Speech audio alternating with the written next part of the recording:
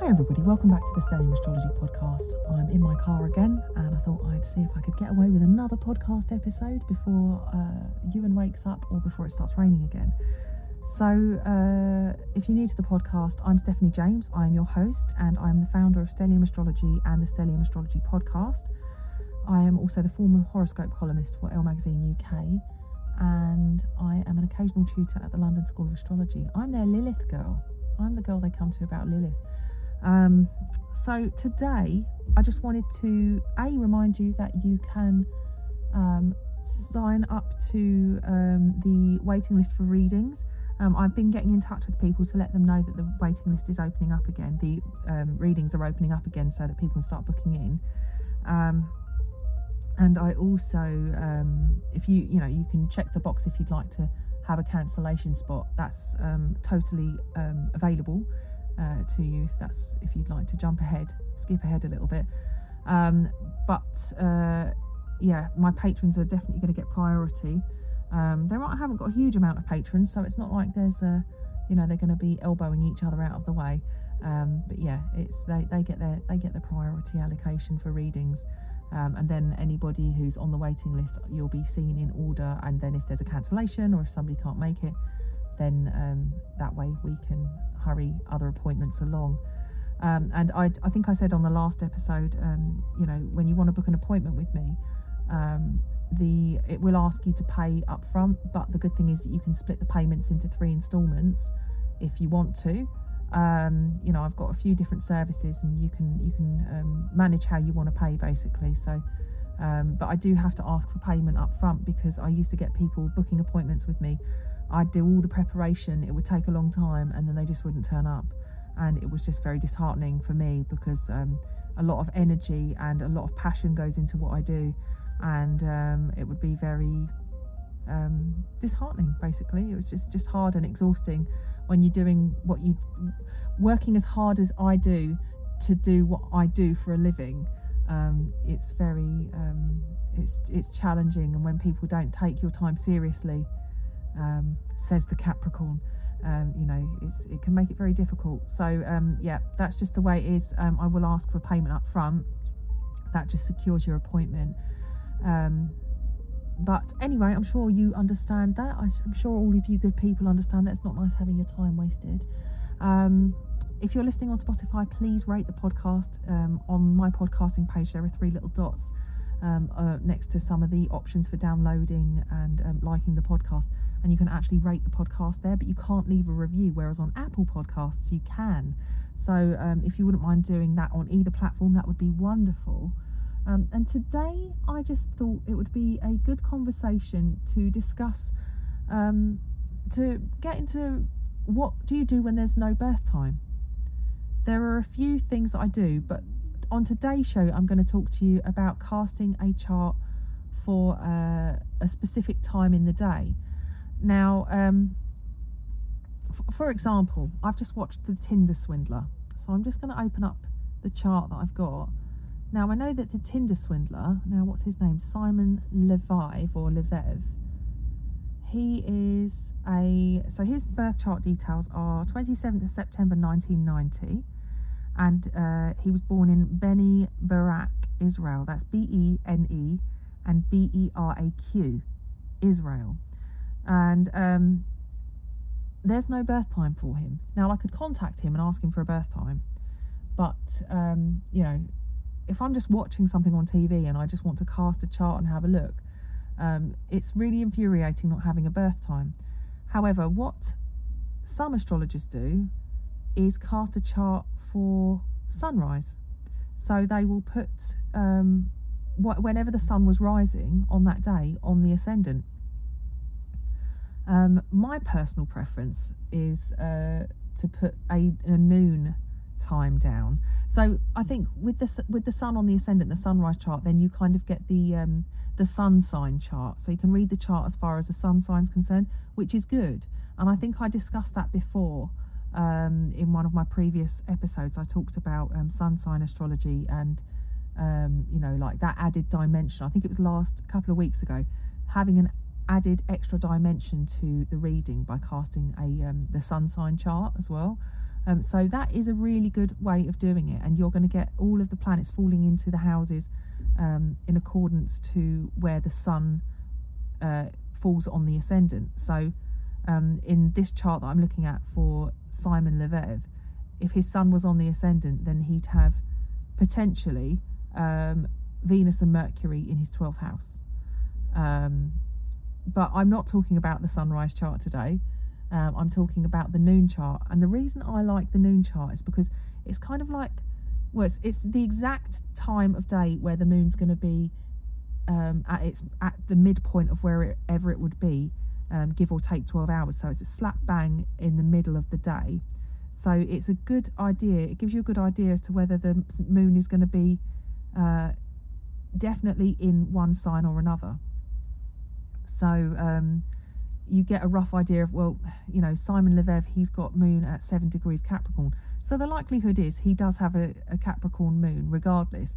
But whether it's slightly earlier in the chart, because he's got a 7 degree Capricorn moon on the noon chart, or whether it's slightly later. So, you know, it could be either really tight conjunction with Uranus or coming before Uranus that he's got at 5 degrees, or it could fall bang on Neptune in his chart.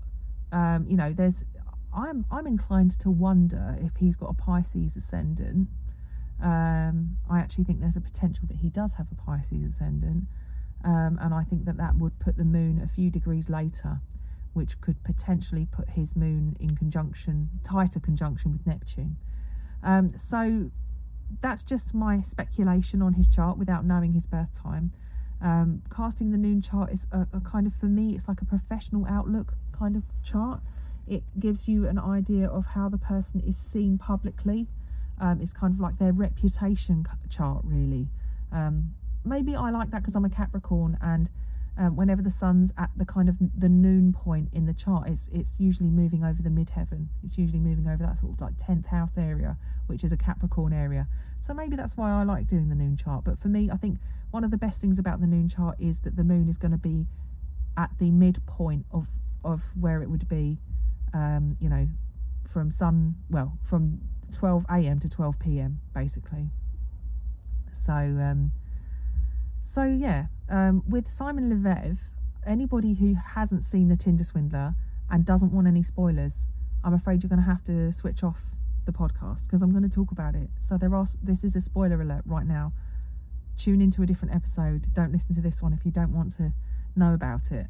So the Tinder Swindler was a really interesting show on Netflix that I watched a couple of nights ago about this guy who goes on Tinder.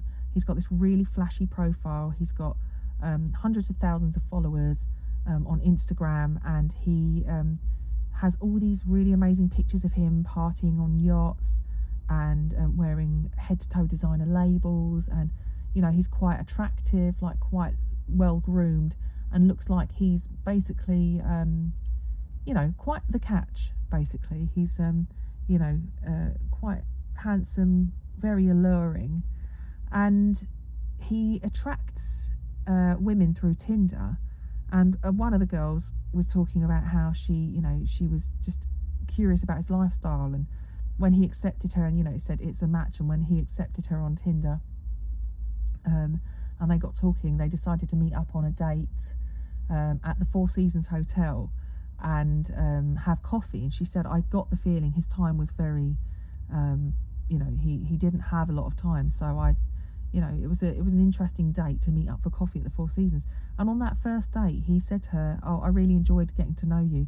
I'm flying to Bulgaria. Would you like to come with me today? And she was totally swept off her feet and said yes. Like she said, she felt a real connection, and he was really interested in her and made her feel really special. Immediately, I'm thinking of somebody being love bombed.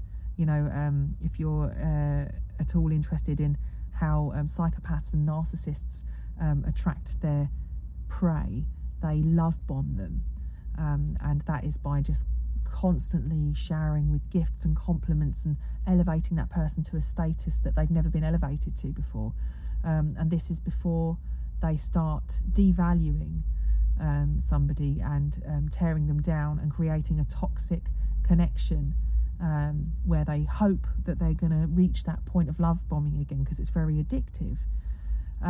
So this guy is very charming, And she said, yes, I'm going. And she packed her bags. He had bodyguards, he had everything, you know, he was the real deal. He was like so super rich, like billionaire rich. And then he took her away. She had an amazing time, and they basically ended up being boyfriend and girlfriend. I'm not sure how long they dated for. I don't know if it was months. I think it could have been months. And you know, it was just really interesting watching the process. And then it showed you another girl's conversation about how she went out with him for the same lunch date, but she decided that she wasn't ready for it to move that fast, so they decided to be friends.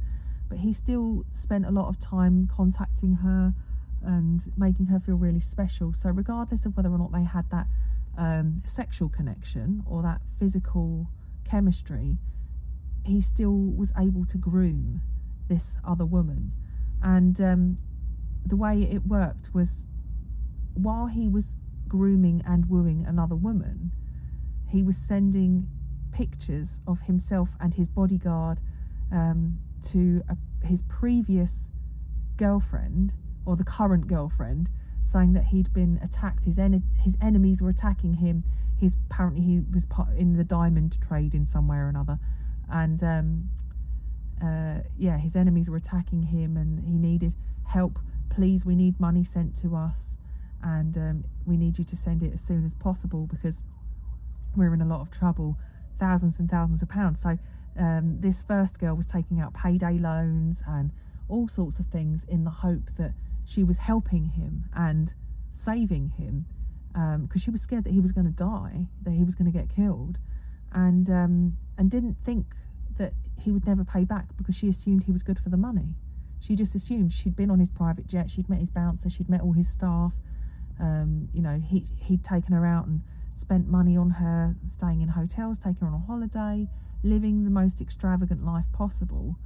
It was, why would she question him as far as having money is concerned? Of course he could afford it, so she thinks. Actually the money he was spending was somebody else's money on her, and then when it came to her turn to taking out the payday loans, she was funding the next woman.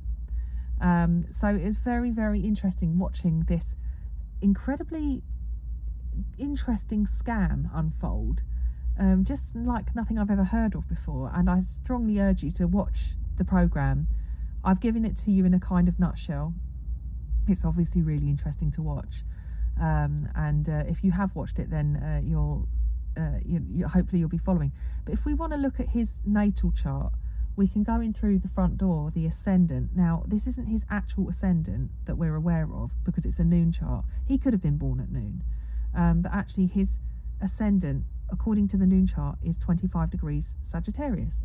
So actually, the Sagittarius fits for me, because what you see of this guy on his social media is him jet setting everywhere. He's going all over the world, and he's living this most extravagant life. Like he's, doing things that, most of us would love to do in our wildest dreams. The kind of lottery winner lifestyle. It's just like this, constantly going to different countries and experiencing different cultures and that kind of thing. So the Sagittarius ascendant works for me. Also, this kind of larger than life exuberance about him, this kind of attractive, I've said about the fire signs, they seem to attract people that want to stay warm by them. He did have this kind of enigmatic warmth about him that got people intrigued enough that they wanted to know more. And if we look at the ruler of the ascendant, Jupiter, it's in Leo in the 8th house according to this noon chart, and that is it's at 7 degrees of Leo, and it's, if you think about Jupiter magnifying things, it's actually overblowing that luxurious extravagance that Leo kind of exudes. And in the 8th house as well, of other people's wealth, other people's money. Just think about the hundreds and thousands of pounds that he convinced other women to part with in order to fund his luxurious lifestyle. Now, this really is a noon chart, okay? So this isn't his birth time that we've got. This is the noon chart. This is like the chart that I think gives us a good idea of what we would know publicly about this person, what we can see about them in a professional sense, maybe. So interesting enough with that Jupiter being there, and Jupiter's it's known as the great benefic. Anybody who does have any benefics in their 8th house, in any of the water houses, but generally the 8th house is usually somebody who's going to have an element of luck or something when it comes to having money, and usually somebody else might come along. It could it's like the 8th house can be about inheritance, so you could inherit a lot of money, but in this guy's example, he swindled money out of people. He was able to get people to really believe in him, which is kind of what I think that Sagittarius ascendant, people believe in a Sagittarius. That Jupiter kind of forces us to have faith in them, and in that Leo, in the sign of Leo, it's it's a part of the show. Now his sun is in Libra, and everything about this guy is it's all about the image. It's all about like presenting how he looks and wearing the finest things. I think Libra is a very a sign that's in tune with for me it's like fine art, good taste in music. They're usually quite good at having a sense of when I say balance, like when it comes to music, like just hearing the little nuances in music which enable, I don't know, they're just tuned in a way. I don't know, I always think of like more classical music when it comes to Libra. Not always, but just, that's just my kind of Libra image. But they're all about relationships as well. And as you are aware from this TV show, every single one of these girls that he attracted, they were usually in a relationship with him. They usually believed they were his girlfriend. And Libra is a sign which is ruled by the lesser benefic, Venus. And Venus happens to be in Virgo. So his sun is being ruled by the planet which is usually connected to wealth, self-worth, and attractive potential. And that happens to be in the sign of Virgo, which is about the details and kind of logic and usually kind of intelligence for me as well. There's usually, with Virgos, they just have a natural intelligence about them. So interesting that there's this sort of like this planning, breaking down, and making, I don't know, just it's like a cunning plan, isn't it? It's just, I'm getting a sense of a cunning plan with this guy. And his midheaven also of the noon chart happens to be in Libra as well. So relationships tend to be the most prominent thing about this guy. And he likes to dress himself in designer labels. He always wants to look good. He wants to be attractive. He's known to be very charming. And Venus sitting there as well in the 9th house, no less, on the 10th house cusp, but in the 9th house. So again, that kind of Sagittarian travel message is kind of repeated. That rule of 3 that we get sometimes when you see it repeated a few times. 3 times is the magic number. So Venus is there in the 9th house. Again, people believe in him and his story. And, I guess for a lot of the girls, they believed in him because they have faith in it, and it made sense to believe in him, that Virgo and need for things to make sense. And then we have Mercury in conjunction. It's very wide, actually, so it's not quite a conjunction with Venus, but it's also in Virgo as well. So Mercury in rulership, sitting in there in the 9th house as well. So this is somebody who's talking that lifestyle, that 9th house lifestyle, as well as wearing the clothes, that almost like that peacocking. And Virgo is an earth sign, so there is an enjoyment of the quality. Virgo is probably going to have the finer things in life because they're usually more sensitive to eating or wearing things that are going to cause irritations or allergens. They're a very sensitive sign. It's not the only Earth in his chart, though. He has got a stellium of planets in Capricorn. He's born at that time in history where Uranus and Neptune and Saturn were all in Capricorn. So he's got Uranus at 5, Neptune at 11, and Saturn at 18. And then the moon is there as well. So at the midpoint of the day, at midday, the moon was at 7 Capricorn. So this means that it sandwiches it between Uranus and Neptune. Now, and that's all falling in the first house as well. So what I find interesting is that we meet this guy who is to be, you know, he carries himself with an air of sort of like, there's a respect that he commands with that sense of having so much money. And, you know, women kind of believed that he was going to be this like Prince Charming that were going to rescue them from their mundane lives. And actually this Uranus-Neptune conjunction is very much to do with the creation of the internet. And it's interesting that he uses these dating apps as a way of meeting women, and uses things like Instagram to back up that story, this billionaire story that he's got of his lifestyle. So it's having his moon sandwiched between Uranus and Neptune. It's an interesting combination to see in the chart. Uranus is also square his sun, so that it gives a constant sense of movement to that sun placement. And then we have Saturn also in the first house in Capricorn. So this is somebody who you want to take seriously. This is somebody that you kind of believe, because they command that respect. They do look like the authority they're painting themselves to be. And, you know, Neptune in Capricorn is like that kind of, Neptune's a bit wishy-washy and it's a bit dreamy, and it can be about fantasy. In conjunction with Saturn, it's like dropping an anchor in the ocean and securing your position in the ocean. And, you know, it's almost like the yacht, isn't it? You can imagine him being on the yacht and anchored up just offshore. And, you know, it's this kind of bringing the dreams and the fantasy into reality. So that's all very interesting. The other thing that's interesting about his chart, which doesn't matter whether it's a noon chart or anything at all, is the fact that Pluto is at perihelion.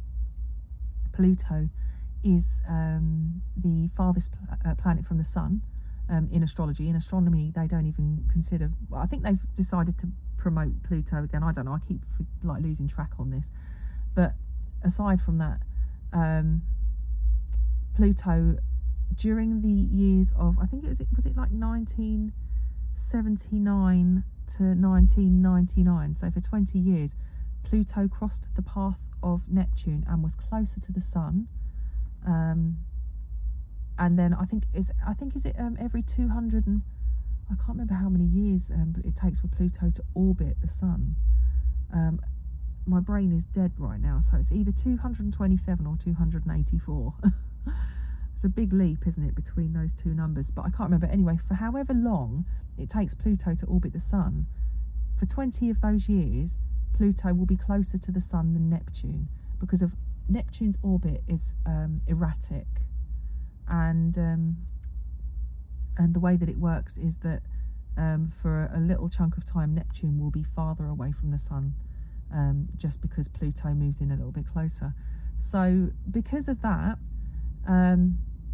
there's a sense of a stronger, Pluto is closer, and it gives Neptune that kind of, that slower moving Plutonian feel, in my opinion anyway. So that's an interesting phenomenon, and Pluto falls into his 11th house by casting the noon chart of his friendships and associations. So if you think about the bodyguard and all the people that he had around him, the majority of them who weren't in on the secret were wrapped into the con, but the ones that were involved obviously would have benefited from this in some way or another. Pluto is sextile Saturn in his first house, and the Pluto-Saturn contact is, in my opinion, with great power comes great responsibility. If you're not going to be responsible with that power, you can do great damage, and I think that that's exactly what this guy did. So that's just an interesting look. Oh, another thing I've just noticed is that he's got Saturn trine Mercury, and both Saturn and Mercury are sextile that Pluto in the 11th. So Pluto and Mercury getting together are, you know, these great secrets and these, you know, the power of the information that is that this guy holds, the power that his words have over people, this hypnotic ability that he has, and you know, it's an interesting little combination there, actually, because I really do think he probably has got Pisces rising, maybe, because when he got caught out, it was because of a newspaper article going viral. Again, newspaper and broadcasting is ruled by Jupiter and is part of the Sagittarius thing. So Sagittarius rising is interesting as the noon chart, but I think possibly he's got Pisces rising, and Neptune will have moved over his ascendant. And I think that this all came out in about 2019, was it? So I'm not sure exactly where Neptune was in 2019. It was probably around, I think it might have been around 16 to between 16 and 20 degrees of Pisces. So it's possible that he's got his ascendant is around that degree, potentially. And seeing as he's got Saturn at 18, Neptune at 11, Pluto at 16, Mercury at about 16, it wouldn't surprise me if his ascendant falls into a sort of mid-degree as well. And the final thing that I think is interesting is that he's got a 10-degree Mars in Gemini placement. And according to the noon chart, he's got Mercury rules his descendant, but Mars is in tune with the people that he's attracting, because obviously he's got Gemini on the descendant. So it describes his ability to disperse himself and to spread himself very thin among all these different women in all these different countries. The great juggler is Mars in Gemini, who is able to have many fingers in many pies, so to speak. And yeah, just that descendant traces me right back up again to that Mercury in Virgo. So it's a nice, that Mercury and Venus sitting up there in Virgo in the 9th house. He attracts women who are probably naturally interested in the kind of lifestyle that he portrays, and probably quite intelligent women. He's probably able to pull the wool over many intelligent women using his very gifted and very honed, very practiced con technique. If you haven't watched it, definitely watch it. I hope you found it interesting looking at a noon chart. I find it really interesting because it tells a story, and this is what I mean about astrology being multifaceted. Layers upon layers upon layers. You could say that I was looking for what I wanted in the chart, but actually I can tell the story of the chart from that perspective. It doesn't make it, in my opinion, any less relevant. I think that when you cast a chart for a certain time, it has a validity. And sometimes when you cast a chart that is the wrong time for a reading, sometimes I feel like that those mistakes happen for a reason. And that I don't feel like any, what do they say? One of your mistakes is hidden intention. But I don't feel like there's any such thing as a mistake when it comes to this kind of thing that we're doing here. I mean, obviously there's sloppiness if you're not really paying attention to what you're doing and you're constantly making the same mistakes.